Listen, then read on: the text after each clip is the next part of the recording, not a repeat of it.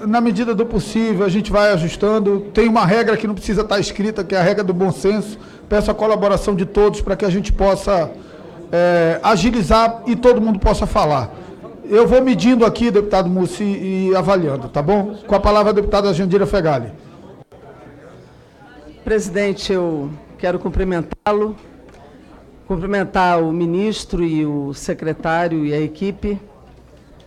Primeiro-ministro, acho que os representantes aqui do povo brasileiro e da população brasileira precisariam, no mínimo, ficarem chocados com o que viram e ouviram hoje aqui na apresentação da equipe do governo.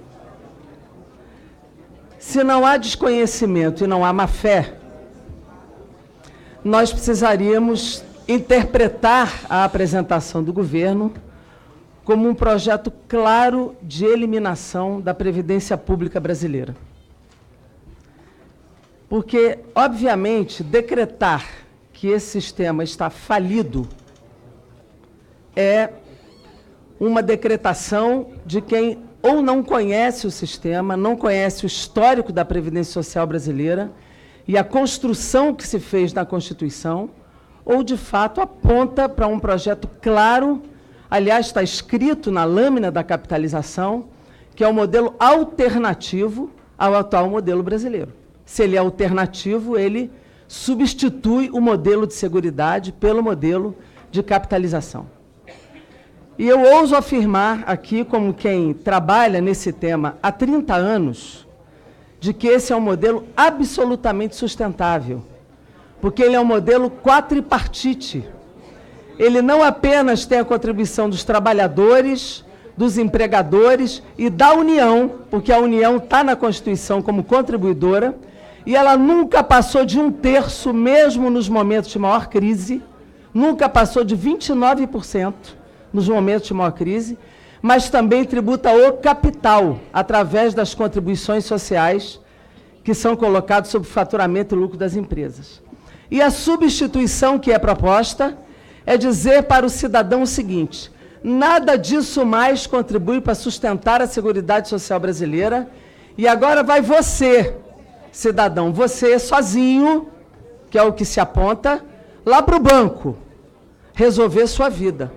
Poupar o que puder, quando puder, você e o banco, e você que se vire. E lá na frente, se não for possível bancar o seu salário mínimo, o Tesouro entra. O Tesouro não pode entrar agora para bancar a pensão por morte de um salário.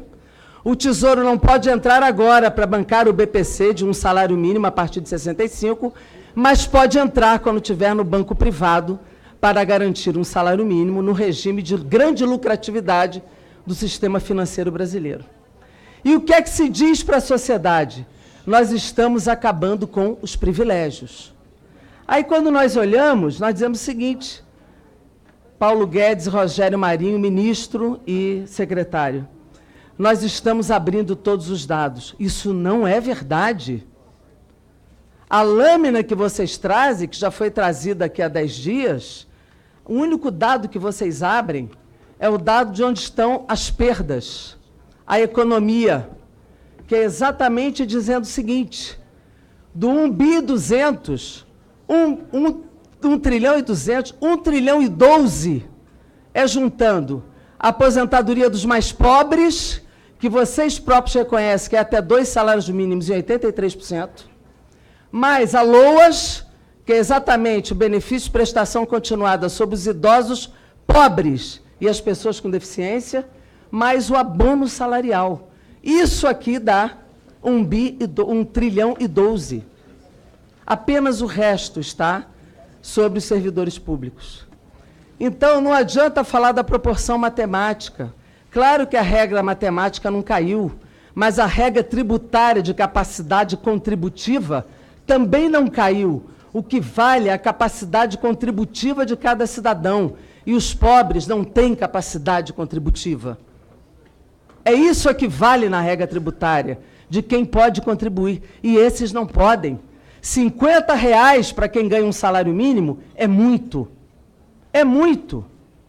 E o que vocês dizem para a sociedade é o seguinte: se eu não fizer a reforma, não tem educação e não tem saúde. Vocês estão dizendo para a sociedade que quem vai custear a matrícula na escola é o abono salarial. Vocês estão botando em confronto quem ganha um salário mínimo com a empregada doméstica. Vocês estão botando em confronto a matrícula da universidade com a aposentadoria, com o BPC do idoso pobre. Vocês estão botando em confronto o prato de comida da pessoa com deficiência com a vacina. Quando, na verdade, o que vocês estão fazendo é tirando de quem ganha até 2 salários para dar para os bancos. É isso que vocês estão fazendo. E o que mais me choca é ver o comandante da equipe econômica chegar aqui e falar que há 50 milhões de pessoas sem vaga no mercado de trabalho, e há 4 meses eu espero o governo dizer como é que vai gerar emprego, ele ainda não disse. Como é que vai impedir a quebradeira das empresas de construção civil do Nordeste, que não conseguem mais fazer o Minha Casa Minha Vida? Como é que a indústria já caiu mais de novo agora, um percentual, e não há política industrial no Brasil? Por que que o BNDES para de ter linha de crédito? Por que que não tem mais linhas de investimento? É por causa da reforma da Previdência? Aí vem a outra pergunta. Esse 1,2 trilhão vai entrar para a economia, para a educação e para a saúde? Qual é o custo da transição? Esse é o dado fundamental que não chega aqui. Nenhum requerimento de informação que foi entregue até agora ao governo teve esta resposta. O custo da transição de um modelo para o outro vai comer muito mais em 10 anos do que 1,2 trilhão. Todas as previdências até agora que foram para a capitalização tinham uma previsão, que aliás até agora vocês não deram qual é, só na Argentina foi 18 vezes maior do que o previsto. Na Bolívia foi 2,5 vezes maior. Na Polônia foi 14% do PIB. No Chile foi 18 vezes o PIB. Qual é o custo da transição desse regime no Brasil? Em 10 anos vai ser 1 trilhão? Senhor ministro Paulo Guedes, senhor secretário Rogério Marinho, esse dinheiro não é para investir em coisa nenhuma. Como é que vai custear o atual sistema de aposentados e pensionistas com 1 trilhão, se nós não sabemos qual é o custo dessa transição? Quando vocês tiram da Constituição que os atuais benefícios manterão o valor real das aposentadorias, como é que vocês vão dizer para os atuais aposentados e pensionistas que eles não serão prejudicados? Como é que vocês vão manter a aposentadoria e pensão dos atuais? Se o déficit vai aumentar, quem vai bancar? É o atual Tesouro? Vocês vão, na verdade, aumentar o déficit. Um déficit que hoje vocês falam que é 200 bilhões, é mentira! É mentira! Pegue todos os dados, o déficit hoje, ele existe, mas é de 54 bi, ministro. E nós podemos provar isto. Nós podemos provar isto. É uma mentira atrás da outra para a sociedade brasileira. Falem a verdade. Aliás, vocês disseram, no governo Michel Temer, e o deputado Rogério Marinho foi o relator, que a reforma trabalhista ia gerar emprego. Olha aí quantos empregos gerou. Vai ver lá a fila do Anhangabaú, as filas no Rio de Janeiro. Cadê os empregos da reforma trabalhista? Até a bagagem ia diminuir o preço das passagens. Estamos vendo aí o preço das passagens onde está. Não há, é uma mentira atrás da outra. Falem a verdade para a sociedade brasileira.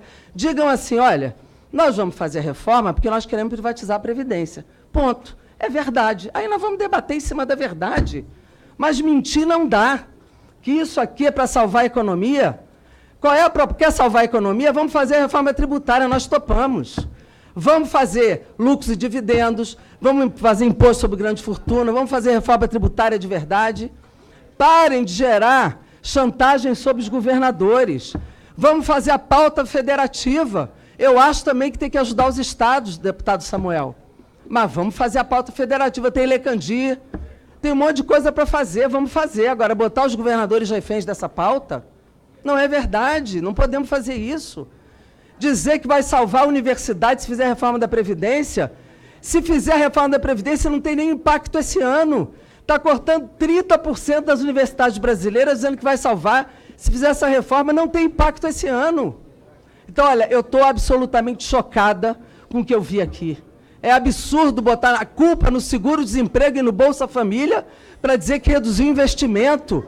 Gerem emprego, aumentem o lucro das empresas, botem o país para produzir, que nós resolvemos o problema da economia brasileira. Muito obrigada, presidente. Obrigado, deputada Jandira.